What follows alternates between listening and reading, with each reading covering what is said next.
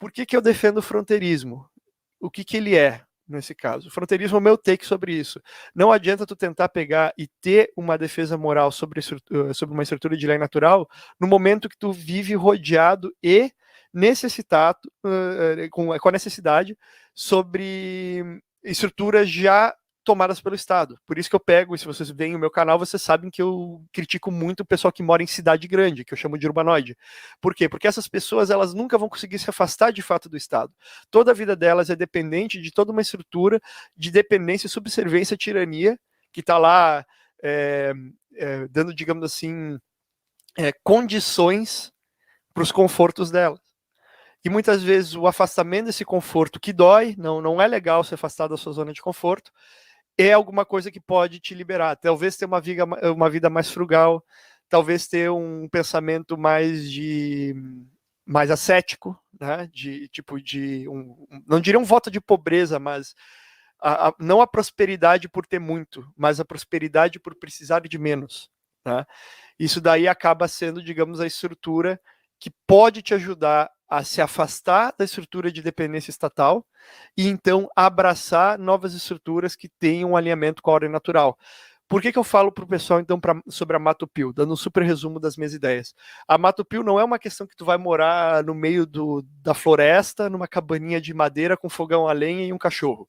Não é isso. A estrutura da Mato Pio é tipo, tu se afastar das estruturas já estabelecidas, né, das instituições já estabelecidas, conseguir formar a tua comunidade, então recriar as estruturas de governança, que normalmente são monopolizadas pelo Estado, tu recriar essas estruturas de uma forma afastada do Estado. E assim, tu diminui a tua dependência. Então, a Mato Pio não é uma questão de tu pegar e... não é uma questão de tu pegar e voltar para uma estrutura assim anarco-primitivista. E sim uma relação de menor dependência com o Estado. E isso que eu digo que a relação é importante. Onde é que existem esses lugares? Onde é que, digamos, está o mato? O mato está no meio da Amazônia? Pior que não, o meio da Amazônia é regulado. O pessoal vai lá contra garimpeiro, madeireiro ilegal, todo tipo de coisa. Tem um monte de estruturas supranacionais, globalistas de olho na Amazônia, e assim vai. Onde é que está a estrutura do mato, nesse caso? Onde aqui só tinha mato, aqui não tinha instituições estatais, eu cheguei aqui e a gente construiu alguma coisa. Essas instituições, esse campo fértil para essas instituições, estão em sua grande parte onde há fronteiras legislativas, no qual tu pode pegar e praticar a arbitragem jurisdicional, no qual tu pode se aproveitar das leis de um país contra a tributação de outro e ir organizando a tua vida dessa maneira. O importante que eu digo de maneira geral acaba sendo justamente a capacidade da pessoa em abraçar a negação desse conforto indevido. E isso que é a parte difícil, porque se tu for analisar, toda a ideia do fronteirismo não é uma ideia de investimento. Eu não estou falando para vocês, peguem R$1 milhão, coloca aqui na minha mão e eu resolvo o Estado para vocês. Não é essa a ideia. É uma ideia de desinvestir. Né? É uma ideia de tu pegar e não compactuar com instituições moralmente inferiores àquelas que são necessárias para a manutenção da ordem natural. E destas as instituições estatais. No momento que tu consegue pegar e criar essa estrutura e se afastar, tu consegue fazer um progresso gigantesco em direção ao que é necessário, ao que é verdadeiro, libertarianismo. Tu pode fazer isso de diversas formas, tu pode adotar em cima disso diversas estruturas de governança, resolução de conflitos. Pode usar, por exemplo, o direito canônico. Só um exemplo sobre isso. Poderia pegar e utilizar toda essa relação. Mas, no final, o que ocorre? Tu não consegue fazer isso daí no momento, tu não consegue lutar contra a tirania, tu não consegue lutar contra o Estado no momento que tu é uma pessoa que depende dele. Nunca que uma pessoa que é alimentada pela mão do tirano, né, em sua sã consciência, vai morder a mão do tirano. Vai lutar contra ele. Então esse que é o maior problema. A gente muitas vezes tem essa questão que muitas pessoas falam, e somente teve um cogosiano, aquele que falou que ia taxar a mãe de todo mundo, né, que era coordenador de campanha do Cox, falou, porque a ideia do FOA era para uma pequena minoria abençoada, pipipi papapó, que tem que ter condições financeiras enormes. O cara chegou na conclusão que a autossuficiência só é possível com 4 milhões de reais, que eu não sei de onde ele tirou esses números, beleza. Mas o que eu digo? Não é para uma minoria abençoada, a elite abençoada do clãzinho que vai conseguir pegar e vir aqui com 4 milhões porque eles compraram Bitcoin cedo. Não. É desinvestir. É tu pegar e deixar de colaborar com o sistema e tu montar o teu próprio sistema. Tu não tenta mudar aquilo que não faz sentido. Tu cria algo que faz sentido. E essa relação que é importante ser notada. Porque de todas as ideias, ela só propõe tu não fazer. Né? E depois, se tu começa a não fazer, a melhor coisa de tu não fazer é não estar em algum lugar. A melhor forma de tu não pegar e colaborar com esse sistema é tu não estar, né? Não faça o quê? Viver numa cidade grande. Então, essa que se torna o primórdio inicial da ideia. A estrutura toda, então, é um chamado para a prática. Tu não precisa vir para onde eu moro. Tu pode ficar para qualquer canto, pode pegar fronteiras entre estados, se for, por exemplo. Mas esse chamado para a prática, ele é interessante para pessoas que, mesmo que elas não possam pegar e praticar isso daí da forma que eu expresso, a ver o que eles podem fazer na vida deles. Tem gente que mora no interior do estado, tem gente que... Eu conheço projetos parecidos com o que eu estou querendo fazer, que são feitos na Serra Gaúcha, perto de Porto Alegre. Eu conheço projetos que daí são gradualistas, no caso, querem defender o uso político, no meio de lá na costa de Santa Catarina, que eu sei que não vão dar certo, que vão falhar porque eles não têm como ser feitos a nível individual, eles dependem do coletivo. Então, o ponto que eu digo é o seguinte: o que importa para um libertário, principalmente aquele que estudou teoria até certo ponto, é assim, para de estudar teoria, se tu já sabe bastante, digamos assim, e passa a estudar como que a aplicação prática da teoria pode pegar e ajudar a tu melhorar a tua vida. Porque muito do que a gente tem hoje em dia, de absurdo acontecendo do movimento libertário, é a mera conjectura.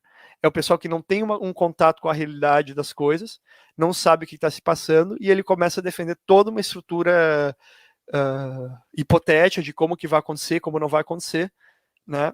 Sendo que a pessoa nem sequer está inserida nesse tema. Como eu disse, eu falei um pouco mais cedo, eu trabalho com justiça privada. Não estou dizendo que eu sou a autoridade final do assunto, mas do que eu vejo pessoas que se dizem libertárias defendendo todo o absurdo jurídico possível, dizendo que isso aí é justiça libertária, é de cair os botões do bolso. Tu não consegue pegar e levar uma pessoa dessa a sério. Uma pessoa dessa deveria pegar e fazer o quê? Acalma um pouquinho, respira fundo, né? Coloca o livrinho aqui um pouquinho do lado, né? Tira o sapato e encosta na grama. É isso. Né? Ver o mundo que está na tua volta. O momento do libertário que ele pode pegar e tirar um pouquinho a cara do livro e contemplar o mundo que está na volta dele é o momento de ser valorizado. E isso aí pode acontecer de várias formas. Pode ser através de empreender, pode ser através de praticar alguma filosofia de vida, pode ser através de pegar e buscar formar uma família, educar os filhos, porque tu querendo educar alguém, algumas vezes tu tem que pegar e entender bem o que é e conseguir dar exemplos. Pode ser também tu querer ser um bom cristão, né? Tipo, eu sou libertário, também sou cristão, quero pegar e praticar isso, e tu acaba abraçando essas ideias sobre uma nova luz, e meio que elas, digamos, revigoram o teu ímpeto de fazer o bem. Então, no geral, é isso. O que eu quero pegar e dizer com vocês é isso. Toda a ideia do fronteirismo é uma relação de desinvestir nas instituições que são moralmente inferiores para a preservação de uma ordem social libertária. E não só isso, também é muito importante tu pegar e desinvestir de pessoas que fazem isso. Porque, infelizmente, dentro do movimento libertário atual, a gente tem muita gente que fala qualquer tipo de papagaiada, defende que estados têm PNA, que...